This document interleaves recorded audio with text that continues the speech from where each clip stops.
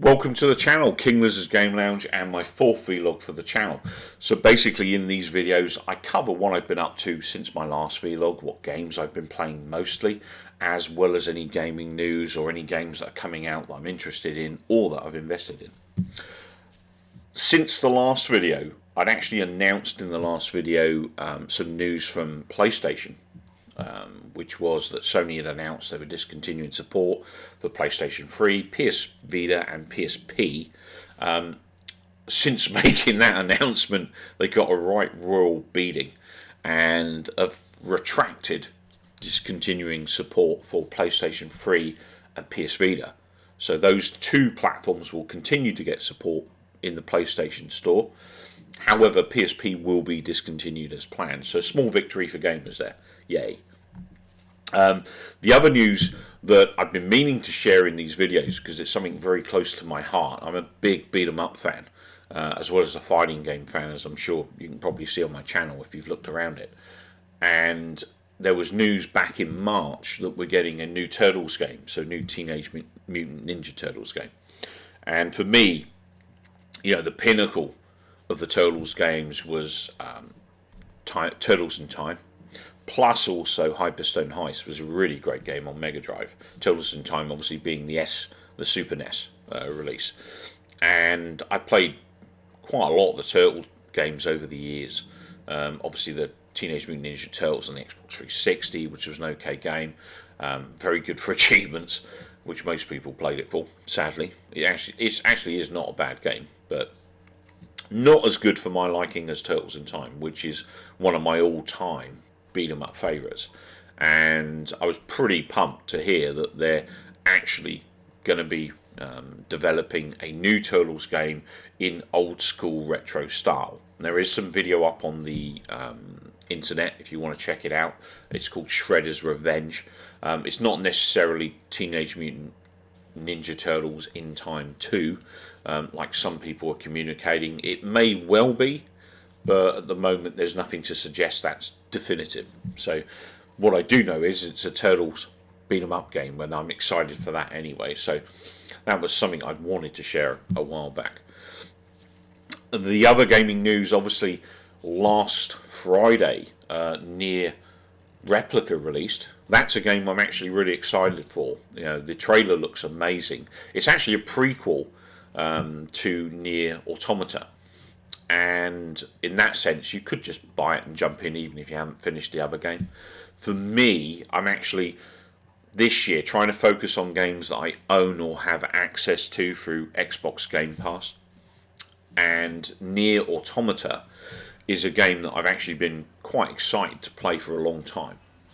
And I got started to get into NIER Automata around about the end of last year. These games are, you know, it's quite mammoth as games go. It's a big game, so for me, with my sleep issues, these types of games take me a really long time to complete. But I'm going to keep chipping away at NIER Automata because I really love what I've seen so far. There's some seriously gorgeous orchestral music throughout the game, and you know, variety of different locations that are quite exciting and very beautiful to look at. It's got so many genres in it, NIER Automata, it's unreal. You know, you start out as a shmup, you've got side-scrolling hack and slash, then you've got top-down hack and slash stroke shoot 'em up, you know, Smash TV style, as well as your general open-world hack and slash, stroke shoot 'em up, you know, third-person shooter. And the boss battles are completely epic, you know, really mind-blowingly good boss battles and stuff. So NIER Automata, if you've not played that yet, take a look at it. It is gorgeous game, and I'm absolutely loving it, but it's going to take me an age to complete it, I know, because it's just so big. But I'm going to stick with it, and I'm going to not buy Replicant. I'm trying to stop myself buying Replicant. I want to buy it, and I guarantee you if I see it really cheap, or you know, half price, or I'll probably end up bloody buying it, because that's the way I am. But I will resist, or try to resist the temptation for the meantime, and finish NIER Automata, which, as I said, very good. I'd highly recommend that. On to what I've been up to playing games. I jumped back into, I remembered that on the Xbox 360, there was a bunch of achievements for Guitar Hero 3 that were controller based. Now, I don't have a guitar on PlayStation 3, but obviously I've got the game. So I thought, cool, I'll put the controller on and I'll play some Guitar Hero 3 because I do miss playing this. It's a great game. I can still play it on the 360 if I want to, but I wanted to try and chip away at it on the PlayStation 3 as well. And just go through the pain of using the controller. I don't know why, but they use the... what's it called? Oh. So I fall off the chair and kill myself. They use these for the buttons in the game. And I'm like, why don't you use these guys? These are a lot easier. A lot, you know... And they're coloured, so you kind of... Well, maybe that's the reason, I guess, because there's no orange here, I guess, so maybe that's why they didn't use the buttons, but thinking about it out loud. But yeah, you use these buttons to play the game, if you like. It's bloody hard work trying to get your head around doing these, because obviously there's nothing that kind of ties to what you're doing on screen. And as a result, I'm making a lot of mistakes. I am scraping through songs in medium, but... I know when I start to hit things like Knights of Cytonia, I'm going to get wasted. But we'll see, I guess. But yeah, I'm absolutely loving this. If you love rhythm action and you haven't got a guitar and you've got PS3, this will play on controller. Guitar Hero 3, and it's an awesome game. Really, really good game, this. And so many great tracks on that game. I think it was about 5 albums. I bought the Priestess album, Promised Land, which is an excellent album if you've never heard that and you don't mind a bit of rock and stuff. I also bought the White Cliffs of Dover album. I can't remember the guy's name, Eric something. Really loved, that solo they've put into the game there. But yeah, I bought a ton of music thanks to Guitar Hero 3. The other thing I tried to do, because obviously I was playing Guitar Hero 3, I thought, well, maybe, just maybe PlayStation put in controller support for some of the other games. Sadly, I've got Guitar Hero 5. I've also got a lot of other Guitar Hero games on PlayStation, so at some point I'm going to have to invest in a guitar if I want to enjoy them. But this one doesn't support controller, unfortunately, which is a bit sad. I don't know why they did that, because it's... Well, I guess I do, because they wanted to sell peripherals, but it would have been nice to have a controller option for those that want the pain of the experience. So, sadly, I couldn't get into that one. I can sing in it, but I'm not sure the local wildlife will enjoy that much. So the other game I stuck in, I didn't get too much time with it, but I did play some Gran Turismo 6. Mammoth game, this. It's a good game. I felt, when I originally played this back in the day, I felt like it had lost something. Like some of the magic was missing from GT. When I played, original Gran Turismo, I remember being, pretty... I always have nostalgic feelings about it, especially Gran Turismo 2, which I absolutely love. And that has always been my favourite GT. Obviously, I realise that the games have advanced, they're better graphics these days, and yada yada. But, the driving experience in here, and it's just a mammoth game. It's quite awesome. Obviously, this thing will last me for probably 2 years if I get into it properly. So quite enjoyed jumping into that. I wanted to get back into it because, like I said, I don't remember it overly fondly. I didn't dislike it, I just didn't get into it at the time, and I want to fix that. The other thing that I did, obviously I'm a collector, so I like my stuff in good condition, and occasionally I'll buy stuff from the marketplace and stuff, or I'll buy it from local kind of rags or whatever, or thrifting shops, as you Americans might say. Over here we call them charity shops. Not that they're very charitable these days, because the game prices even in the charity shops are going up. You're looking at a PS2 game. I saw a bunch of FIFAs in the charity shop, and they're asking up to £5 for them, and I'm like, you're never going to get £5 for these games. If you're lucky and the case is good condition, someone might buy it for 20p or something, but you're definitely not getting £5. You want to change that. They're going to be there forever. I've been back 2 years later, not recently, but the last time I came back was about 2 years later, and they still had them on the shelf, surprisingly. So, but anyway, the thing I did, I ordered a bunch of replacement cases for PlayStation 3, and what turned up was this. So basically, Final Fantasy 15 Reborn, which is great because they're genuine PS3 cases. Basically, I think it was $8.99 for 5 of these. I ordered 2 orders of them because I want the cases. I've got some of my games that I love. Where you obviously have them on a shelf, they tend to scuff around this area. So I bought replacement cup cases. If any of you know where I can buy the sleeves to protect these, you know, the actual sleeves, the bags you can put the games into, I'd love to find out. I've been looking on eBay and I can't find them for the life of me. But I want to get all of my games into bag, you know, those clear see-through bag type things where I can just pull them off the shelf and they're not going to get this rub damage from the shelving and stuff. So I'd be interested if you know where to do that. But yeah, I got those from a local rainforest near you. If you're interested and you want replacement PS3 cases, these are the genuine thing. The other thing I've been doing, I actually started last year because I'm going through a lot of the PlayStation 3 games that I never got to. And I started out hitting the Uncharted series. So the tail end of last year, I completed Uncharted Drake's Fortune. And really enjoyed this. It's, you know, it is a bit clunky nowadays. It's not, you know, the best control system these days, but it's still functional and it's still good fun. And it's a lot shorter than I expected it to be, but there's a lot of action in here. Really good adventure game that I did actually play some of back in the day before I moved my PS3 on. And, you know, I've now completed it. I've completed it via the, you know, the remastered version on PS4. And I did actually jump in on the PS3 because I'd already completed it on the 4 to do a little bit more. So I thought, while it's fresh in my mind, I'll try and hit the PS3 version as well. But yeah, good game this. Quite enjoyed it. I'd give it probably 8 out of 10 even now. I think it holds up really well. It's got good story. And I love the Nathan Drake character. I think it's a great character. In fact, all the characters in the game are well done, as per any Naughty Dog game. The other game I completed was Uncharted 2. I finished that early this year, and I can see why a lot of people like that as their favourite game. It is an amazing game. For me, I'd probably give that a 9 out of 10, even now. I think it's a great game. I like the fact there's a bit more supernatural element going on in that game. There's a hell of a lot of action, which I really loved. You know, as adventures go, it's, you know, it's a bit of a roller coaster and definitely worth playing.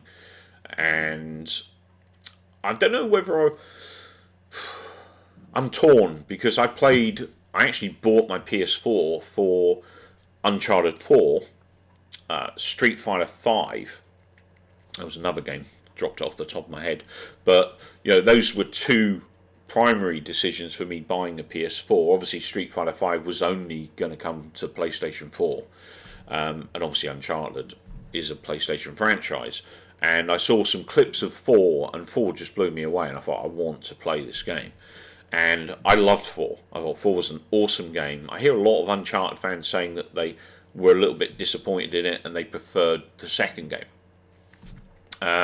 For me, I actually prefer the 4th game right now, having played the first 2 and the 4th game. What I did with the first 2, though, is I'm playing them in crushing mode. So I'm playing them as hard as I could in terms of an unlocked hardness. Because initially I went in on medium and I was just finding it too easy. And I thought, I don't want to play the whole game like this because I'm just going to blitz it and I'm not going to appreciate it. So I thought if I pump up the hardness, that way I'm going to get more time with it. And yeah, okay, I'll get tougher time. And some of the end levels were brutal. But it just helps you experience more of the game, I find. It stretches the experience out for me, and I like that. You know, I don't like to jump into a game, blitz it, and then think, well, that was really easy. You know, there's no fun in that. I want a challenge, and, you know, that's why I'm playing them in crushing. So what I'll do once I've done Uncharted 2, I'm going to jump into Uncharted 3 and experience that too. The other thing I did last year, I started Resistance Fall of Man. And this is actually a good game. It's a bit dated, bit like obviously Drake's Fortune. It was a release, you know, it was a launch title for PlayStation 3, Resistance Fall of Man, I think. Pretty much a war game as well against aliens. It's I jumped in on this one initially on hard and got brutalized, and I thought I'm going to go back to normal. I'll be honest, it's very rare for me to die in a normal game. Very rare. I'm not saying that because I'm trying to be big-headed. It's just, you know, the way I play. I've been playing games for years.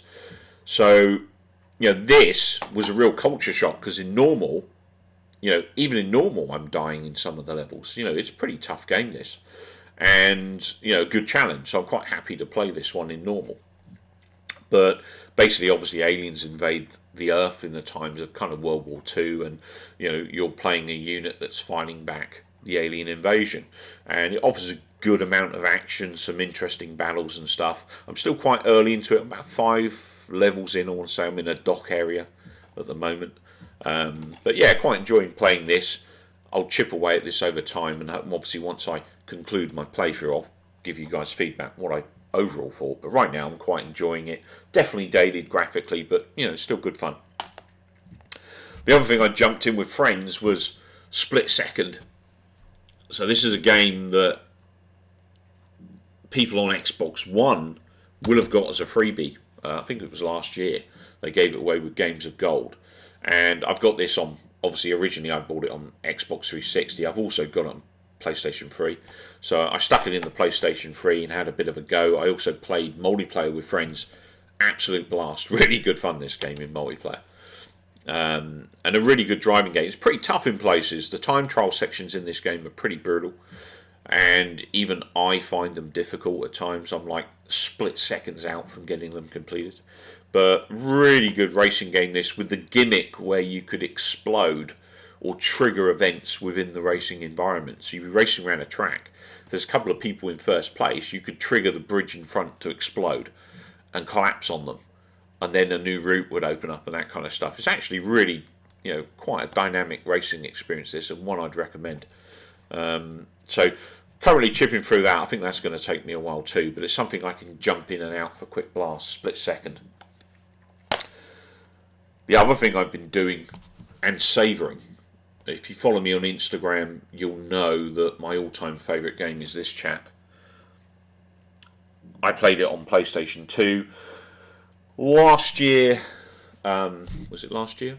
No, the year before, 2019, around Christmas time, I finally managed to get my console holy grail, which is, I love Resident Evil 4. It's my all-time favourite game. And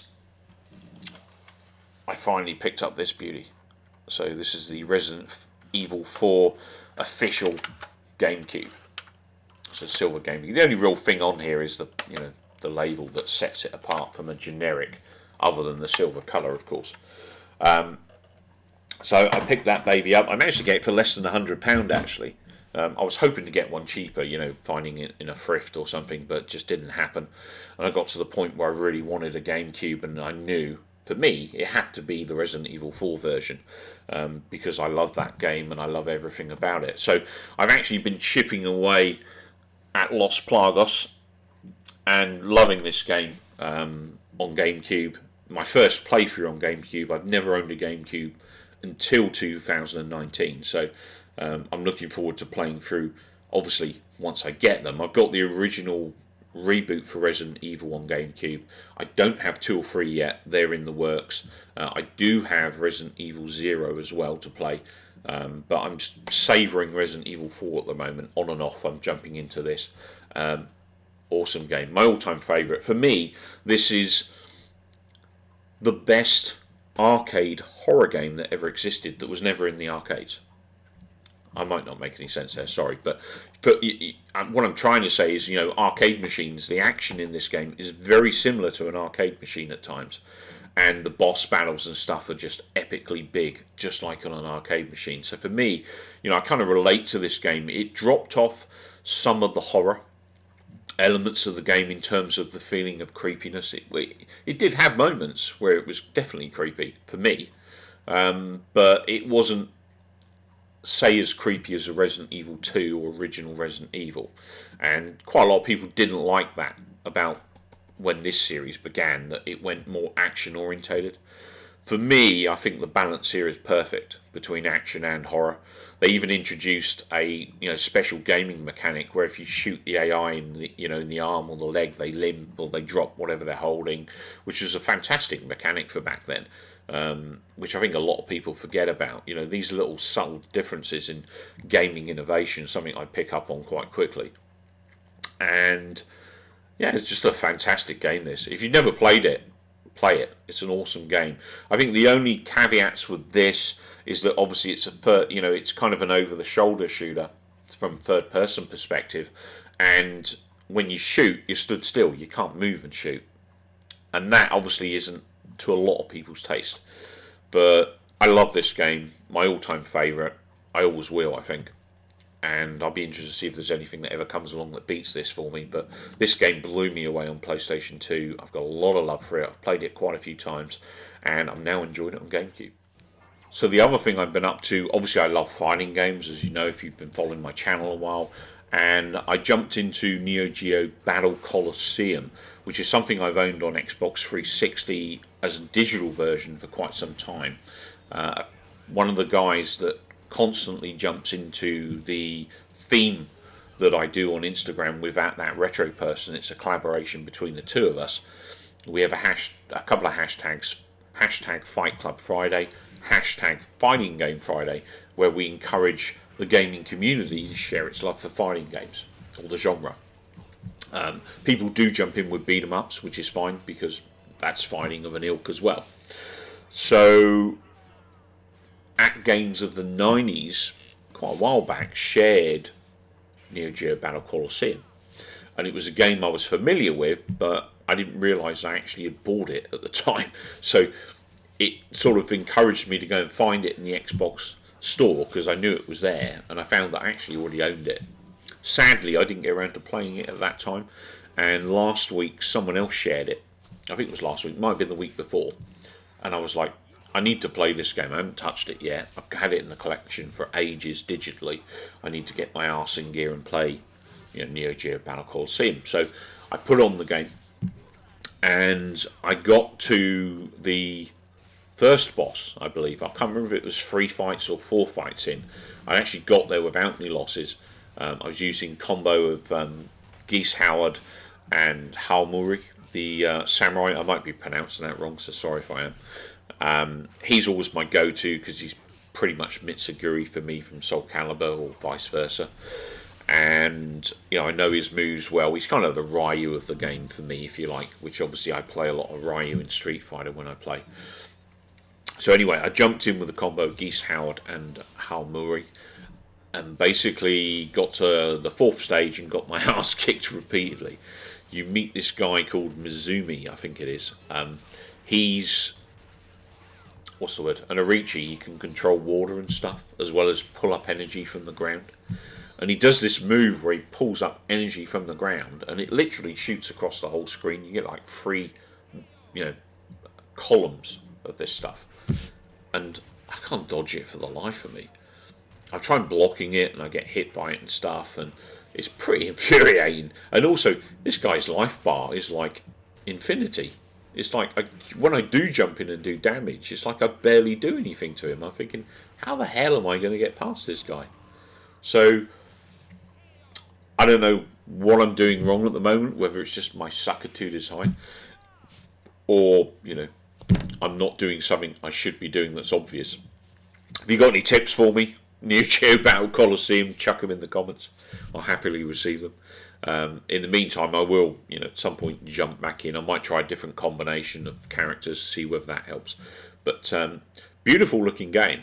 Really nice looking game. And quite enjoyed what I did play until I got to the boss, who's, I would say, Seth infuriating. Seth from Super Street Fighter 4. Or Ultra Street Fighter 4. Seth was a real BS boss character. You could be kicking his ass, just about to beat him, and he'd pull off this ridiculous string of moves that murdered you in seconds, and just infuriated you. That was probably one of the most infuriating fighting game bosses I've ever come up against. And I think Mizumi's he's getting there for me. He's a bastard. So I'll keep at it, try and beat this dude. We'll see if I get any success next time I come on. And next time, obviously, I do another vlog, which will be maximum bi-weekly, like I said. So if I can get one in sooner, I will. So that's pretty much me done and dusted for what I'm up to. I've done a lot of other things, but I mean, I'll share some more stuff next time. I think the video's stretched out again. I'm trying to keep these down to 15 minutes. I'm doing a pretty crap job of that because it's hard to stop myself talking about something I'm so passionate about. So on that note, I'll call it a day. Big thanks for watching if you got this far. I will be back, worst case, a couple of weeks with a new vlog. Thanks for watching. Take care, keep well, most importantly, come back soon.